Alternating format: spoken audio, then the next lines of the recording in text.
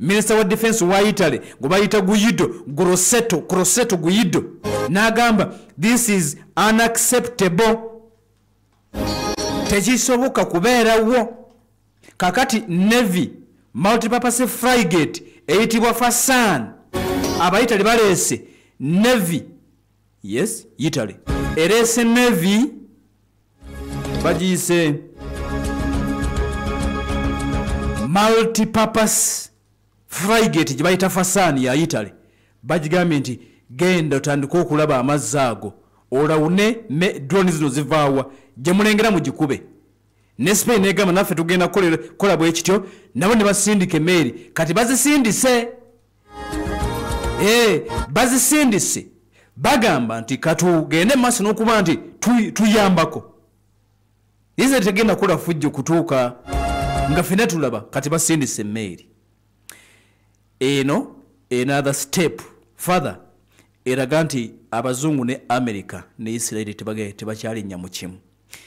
Tetumanyi wekigenda kuggwera bati kino tekibangawo mu byafaayo by'ensi abazungu ne beegatta nga balwanirira Palestine.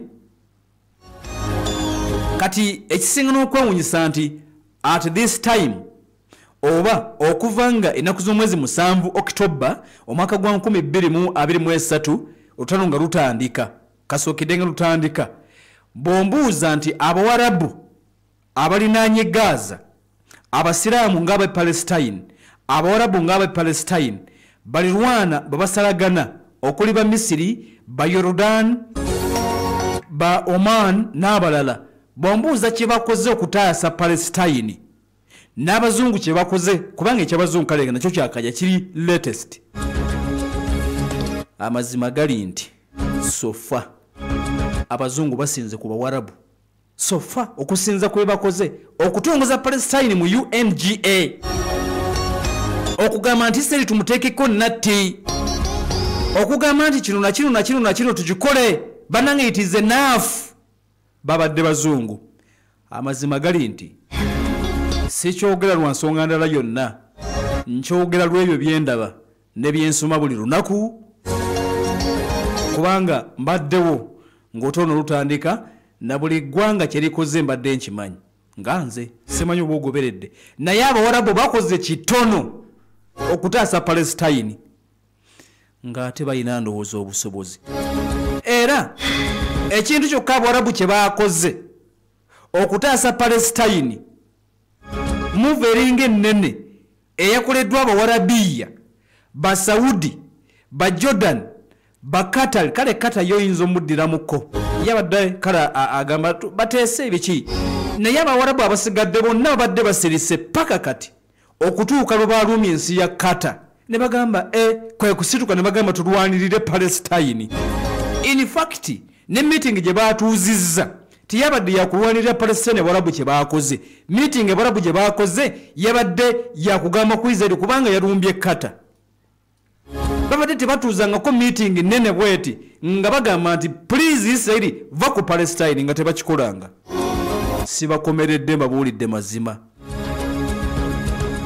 Aba abasajja bulijjo batudde comfortable e Mecca, Medina, bulijjo batudde comfortable mu Amman, batudde comfortable Cairo nga Gaza gwawo balaba bati Abawarabu. Israel nakola fujjo nga batudde bati. Omukulembeze wa Hamas political leader Ismail Haniyeh nattibwa e Tehran mu Iran ne batunula bati. Mu lutalo nga Iran afafagana Israel nga batunudde bati. Kati bw'oteeka ku mmeeza kye bakoze Abawarabu n'abazungu kye bakoze, abazungu basinza Abawarabu okulwanirira Palestine essaawa eno nga bwe kiri tebakoze kimala. Kati abazungu bagambye nti batuuse n'okuleeta zi warships baprotectinge emmere egenda mu bagundi. Bino biyinza okuba byakajja bikyuke naye Omuwarabu babadde n'omukisa bo bennyini okwekulamu omulimu era nabagamba nti Abawarabu ekyokukola bakimanyi.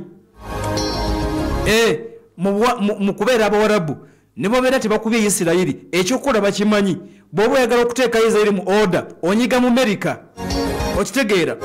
To put Israel in order oyina kunyiga mu America n'obagamba nti please America kwata gundi yo base gijje wano kwata kino kikola kino tugenda keneza mafuta katale kensi yonna Israel wabata kumyeza kino teba kikola ngabo bachali bannange abambala emige babadde basirisebwe batinga balina obusobozi basirika kakati mbagambe nti abali mu kukikola basajja mpuliriza bazungu bagambe katusitukiremu Bufalansa situkiddemu kakati abazungu bayinza okuba tebakikolwa kuba nti baagala nnyo gundi naye bakikoze nabo ndowooza lwa kuswala naye kale bakikoze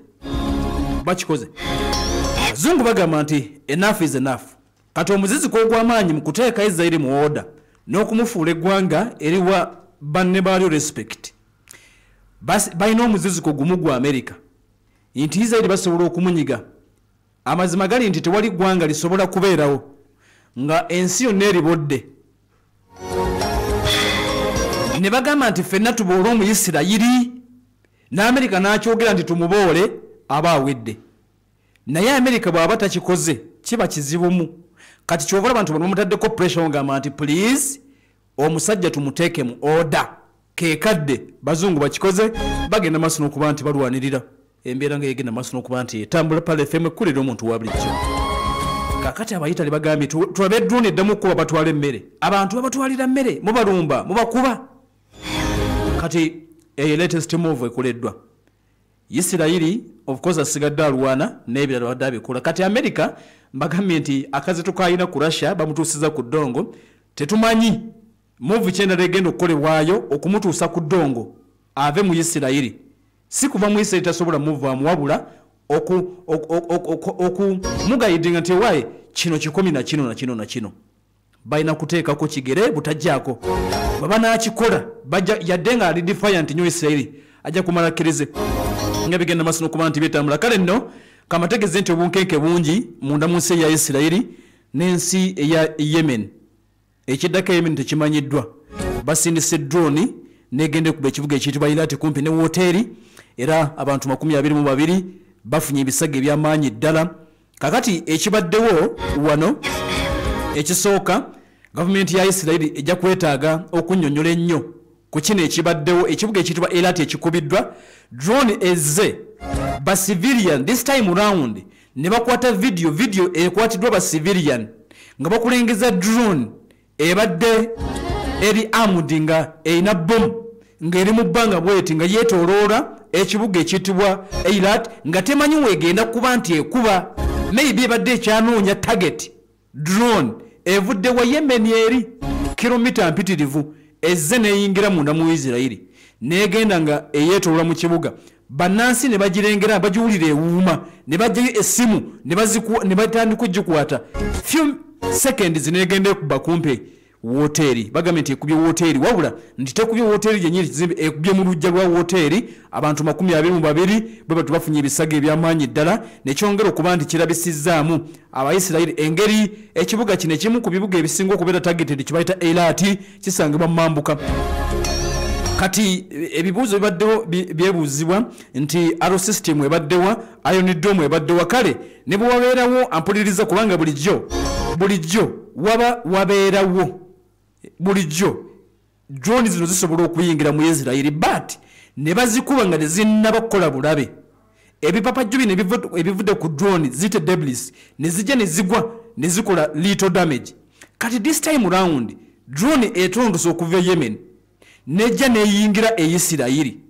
netandika okwetooloola ekibuga ng'enoonya weegenda okukuba neekuba ng'ebyuma bya Isirayiri tebinnakuba kubanga ne bwebanga efunye obusobozi bulijjo neeyingira eba tennaba yadde okulowooza okukuba ng'ebyuma bigikubye this time round kibadde ki Iron Dome tekoze Arrow tekoze David's Syringe tekoze kati balina okunoonyereza Ize bagenda kulonza lwaki kibadde bwe kito kyokka nga minister Israel Kat singa bamumanyi mangu ddala labudde n'agamba nti okay abakikoze baawa nti be Yemen okay mulinde ekigenda okuddako mugenda kukiwulira mugenda kutulaba kimafia kakati nga tumaliriza ne Tehran abe Tehran kibakoze ministry ey'ensonga za intelligence minister wa intelligence bafulumizza amanya kati this is between Israel and Iran ministry ya intelligence efulumizza amanya ng'abasajja ba Isirayiri